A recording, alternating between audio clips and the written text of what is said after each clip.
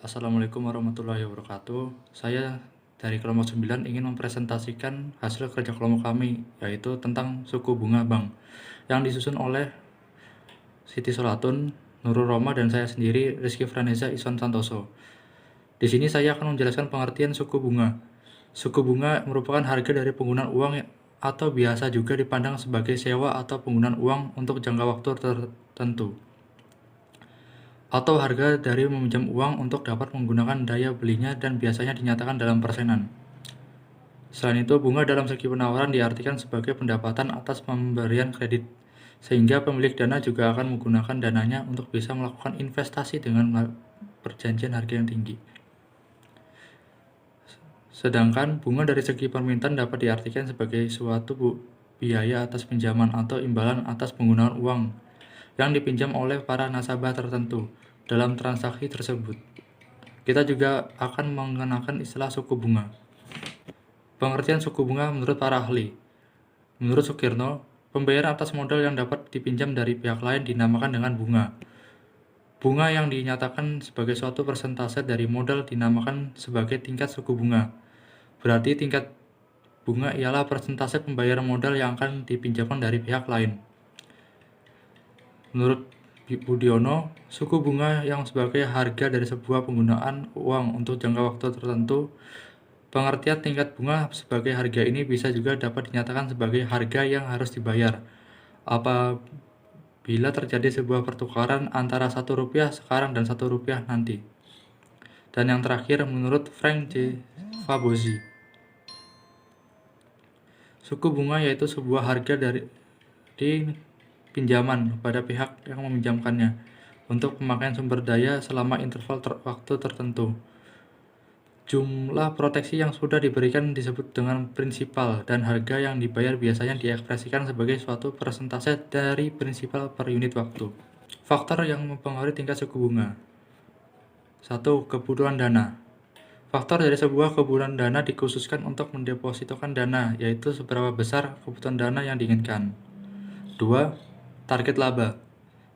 Yang diinginkan yakni bahwa faktor ini dikhususkan untuk sebuah bunga pinjaman. Sebaliknya, jika dana dalam deposito di bank banyak, sementara pada aplikasi pinjaman kecil, maka bunga deposito akan berkurang karena ini merupakan beban. 3. Jaminan kualitas. Penjaminan kualitas ini juga ditujukan untuk suatu bunga pinjaman. Semakin banyak pinjaman yang diberikan, akan semakin rendah bunga kredit yang dibebankan dan sebaliknya. 4. Kebijakan pemerintah. Dalam menentukan suatu bunga deposito dan bunga pinjaman, bank tidak boleh melebihi batas yang sudah ditetapkan oleh pemerintah.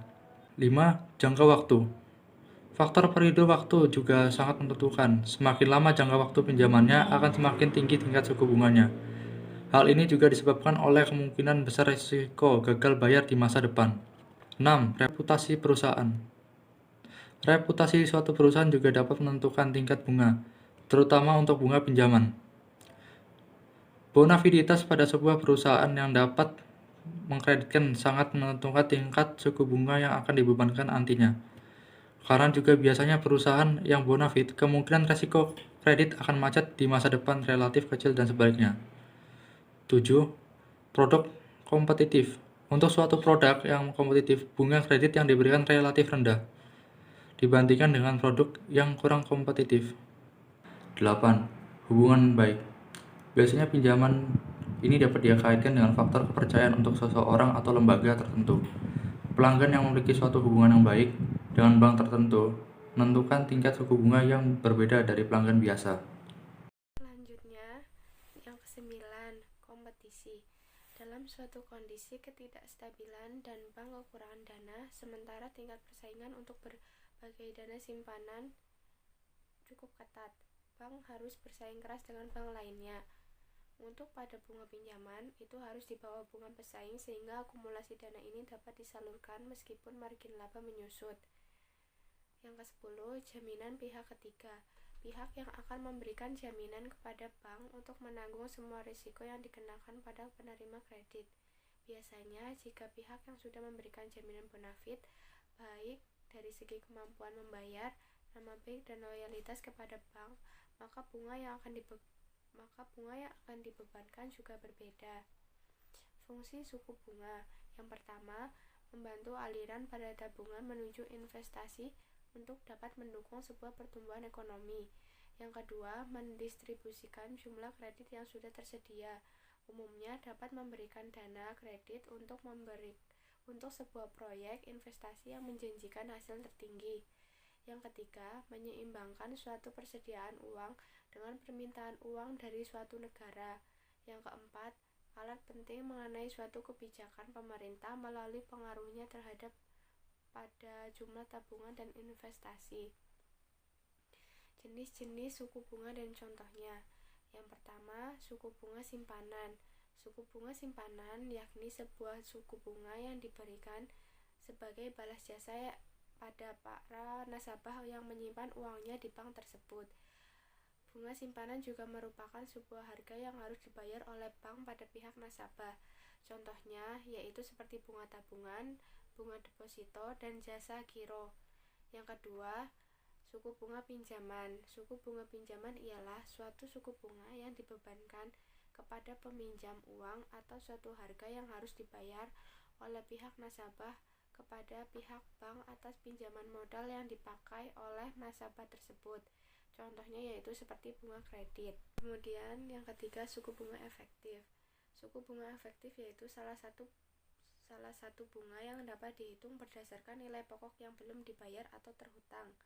Suku bunga ini dapat dihitung setiap akhir periode angsuran. Nilai bunga yang harus dibayar nasabah semakin lama akan semakin mengecil, maka pada angsuran per bulannya akan semakin menurun dari waktu ke waktu. Angsuran pada bunga kedua lebih kecil dibandingkan dengan angsuran bunga yang pertama, begitu pula dengan yang seterusnya. Rumus bunga per bulan sama dengan saldo akhir periode dikali suku bunga per tahun. Contoh, Dharma memiliki hutang sebesar 100 juta pada pihak bank dengan cicilan pokok sebesar 10 juta per bulan dengan bunga efektifnya yakni 12% per tahun. Bulan yang ke-1 bunganya 1% dikali 100 juta sama dengan 1 juta. Bulan yang kedua bunganya 1% dikali 90 juta sama dengan 900.000. Bulan ketiga bunganya 1% dikali 80 juta sama dengan 800.000. Bulan keempat bunganya 1% dikali 70 juta sama dengan 700.000. Yang keempat, suku bunga flat. Suku bunga flat yaitu suatu suku bunga yang harus dibayarkan didasarkan pada jumlah pembayaran hutang pokok dan jumlah bunga kredit yang besarnya sama setiap bulan. Suku bunga ini dapat digunakan bagi kredit jangka pendek seperti pada kredit KTA dan kendaraan. Suku bunga flat ini juga merupakan suku bunga yang paling mudah. Tiap bulan jumlah pada bunganya sama, angsurannya sama, dan cicilan pokoknya sama. Rumusnya yaitu bunga per bulan sama dengan jumlah pinjaman dikali suku bunga per tahun dibagi 12. Contoh, Pak Sukun memiliki hutang sebesar 100 juta dengan besar bunga flat 12% per tahun. Maka setiap bulan besarnya bunga yang harus dibayar oleh Pak Sukun yaitu sebesar 1 juta. Yang kelima, suku bunga anuitas. Suku bunga anuitas yaitu suatu modifikasi dari sebuah suku bunga efektif. Hal ini dapat dilakukan guna mempermudah para nasabah dalam membayar cicilan per bulan, sebab jumlah angsurannya juga sama setiap bulannya. Dalam suku bunga ini, jumlah suatu angsuran bulannya akan tetap, namun pada pokok angsuran dan komposisi bunga akan berubah tiap periodenya. Angsuran pokok per bulannya akan membesar dan nilai bunga per bulannya juga akan mengecil. Yang keenam, suku bunga mengambang. Suku bunga mengambang merupakan salah satu jenis suku bunga yang besarnya akan mengikuti naik turunnya suku bunga pasar. Apabila pada suku bunga pasar naik, maka jumlah dari suku bunga kredit juga akan naik. Begitu sebaliknya. Contoh isu terkini terkait suku bunga pada bank. Yang pertama, Bank Indonesia mencatat rata suku bunga dasar kredit atau SBDK perbankan per Februari 2021 sudah turun dan berada di kisaran 1 digit atau di bawah 10%. Namun, penyaluran kredit per Maret 2021 masih mengalami kontraksi 4,13%. Gubernur BI Peri Warjio menjelaskan perbankan sudah mulai menurunkan suku bunga kredit ke level 1 digit seiring implementasi kebijakan transparansi SBDK. Penurunan SBDK paling besar dilakukan oleh kelompok bank BUMN yang mencapai 2,26% menjadi 8,7%. Yang kedua, pada hari Selasa 20 April 2021, Bank Indonesia kemungkinan akan mempertahankan tingkat suku bunga acuannya. Kata pengamat pasar keuangan Ariston Jendra di Jakarta. Sementara pasar sendiri sudah mulai memproyeksikan Bank Sentral akan mengatakan kebijakan moneter. Jadi bila Bank Indonesia melakukan pemangkasan, potensi pelemahan rupiah lebih besar. Bila Bank Indonesia mempertahankan kebijakan suku bunganya, pelemahan rupiah mungkin bisa tertahan. Pengaruh tingkat suku bunga bank pada Indonesia. Yang pertama, suku bunga Bank Indonesia dari tahun 2007 sampai 2012 berfluktuasi. Secara umum, tingkat suku bunga Bank Indonesia dari tahun ke tahun mengalami penurunan meski sempat terganggu di tahun 2008. Namun, jika dirata-ratakan penurunan tingkat suku bunga Bank Indonesia dengan rata-rata penurunan 5,194% setiap tahunnya. 2. Perkembangan return saham selama periode tahun 2007 sampai 2012 mengalami pasang surut. Return saham tertinggi pada tahun 2009 yang mencapai 1,321 atau 132,1% per lembar saham. Jika return saham dari 2007 sampai 2012 dirata-ratakan, ternyata mengalami penurunan sebesar 39,6% setiap tahunnya. Yang ketiga, tingkat suku bunga Bank Indonesia tidak berpengaruh secara signifikan terhadap return saham. Sekian dari kelompok kami. Apabila ada kesalahan, mohon maaf. Wassalamualaikum warahmatullahi wabarakatuh.